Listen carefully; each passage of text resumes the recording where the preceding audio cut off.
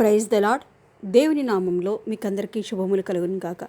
ఈరోజు మన వాక్య భాగము సంఖ్యాకాండము 23వ అధ్యాయము 25వ వచనం నుంచి చదువుకుందాం.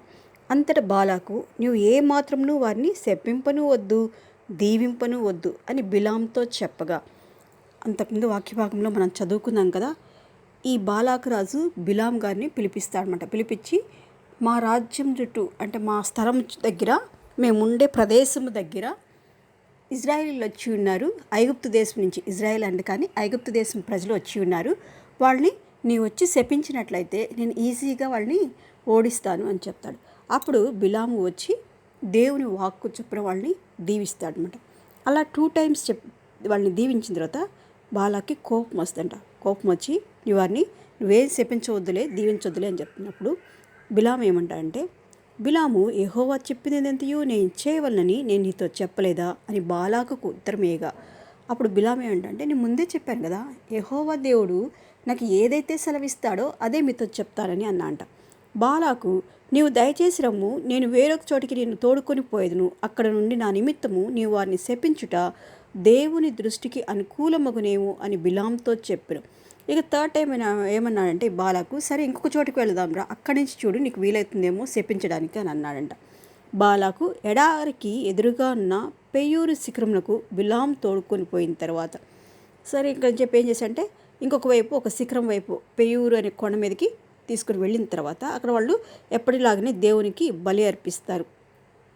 బలి అర్పించిన తర్వాత నెక్స్ట్ 24వ అధ్యాయం చూసుకున్నట్లయితే, ఇజ్రాయేలును దీవించుట యెహోవా దృష్టికి మంచిదని బిలాము తెలుసుకున్నప్పుడు అతడు మునుపటి వలె శకునములను చూచుటకు వెళ్ళక అరణ్యం వైపు తన ముఖమును తిప్పుకొనెను.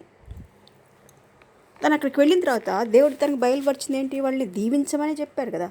సో తనకి దేవుని వాక్కు తనకి తెలుసు కాబట్టి దేవుడు తన నోట ఉంచిన వాక్కు ఏంటంటే, వాళ్ళని దీవించుము, ఇజ్రాయేల్ జనాంగాన్ని ఇసుక రేణువుల వలె నేను చేస్తాను, అభివృద్ధి చేస్తాను, దీవించిన దేవుడు కాబట్టి ఇవన్నీ తను తెలుసుకుని వాళ్ళని ఏం చేయకుండా మొహం తిప్పుకున్నాడంట. 10వ అధ్యాయంలో చూస్తే, అప్పుడు బాలాకు కోపము బిలాం మీద ఉండెను కనుక అతడు తన చేతులు చరుచుకొని బిలాంతో, నా శత్రువులను శపించుటకు నిన్ను పిలిపించితిని, కానీ నీవు ఈ ముమ్మారు వారిని పూర్తిగా దీవించితివి. ఇంకా రాజుగారికి చాలా కోపం వచ్చిందంట. బాలాకు రాజుగారికి అని అన్నా అంట, చప్పట్లు కొడుతూ, నేను నిన్ను వాళ్ళని శపించడానికి పిలిస్తే నువ్వు 3 times వాళ్ళని దీవించావు, కాబట్టి నీవు ఇప్పుడు నీ చోటికి వేగంగా వెళ్ళిపో అని, ఇక్కడి నుంచి నువ్వు త్వరగా వెళ్ళిపో, లేదంటే నాకు కోపం వస్తుంది నీ మీద అని చెప్పాడ. నేను నిన్ను మిక్కిలి ఘనపరచదని చెప్పితిని, కానీ యెహోవా నీవు ఘనత పొందకుండా ఆటంకపరచదని. నిన్ను చాలా సత్కరిద్దాం అనుకున్నాను, వెండి బంగారాలు ఇచ్చి నీకు బాగా ఘనత పొందేలా చేద్దాం అనుకున్నాను, కానీ మీ దేవుడు నీకు అడ్డం వచ్చాడు. నువ్వు సత్కారం పొందకుండా మీ దేవుడైన యెహోవా నీకు అడ్డంగా నిలబడ్డాడని అంట. అందుకు బిలాము బాలాకుతో, బాలాకు తన ఇంటెడి వెండి బంగారం నాకిచ్చినను, నా ఇష్టము చొప్పున మేలైనను కీడైన చేటుకు యెహోవా సెలవిచ్చిన మాటను మీరలేను. ఏం చెప్తున్నా అంటే ఈ బిలాము గారు, బాలాకు రాజా, నువ్వు నీ ఇంటి నిండా వెండి బంగారం నాకు ఇచ్చినా కూడా నా ఇష్టం కాదు ఇక్కడ జరగాల్సింది. నా తండ్రి అయిన యెహోవా దేవుడు ఏ విషయమైతే నాకు సెలవిచ్చాడో నేను అదే చెప్తానన్నంట. యెహోవా ఏమి సెలవిచ్చినో అదే పలికెదనని నీవు నా ఎద్దుకు పంపిన నీ దూతలతో నేను చెప్పలేదా? చిత్తగించుము, నేను నా జనుల యొద్ద వెళుచున్నాను.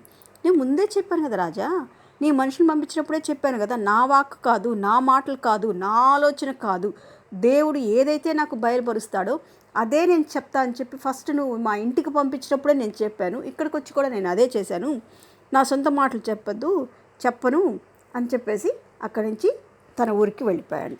దేవుడు మిమ్మల్ని దీవించి ఆశీర్వదించి కాపాడు కాక. ఆమెన్.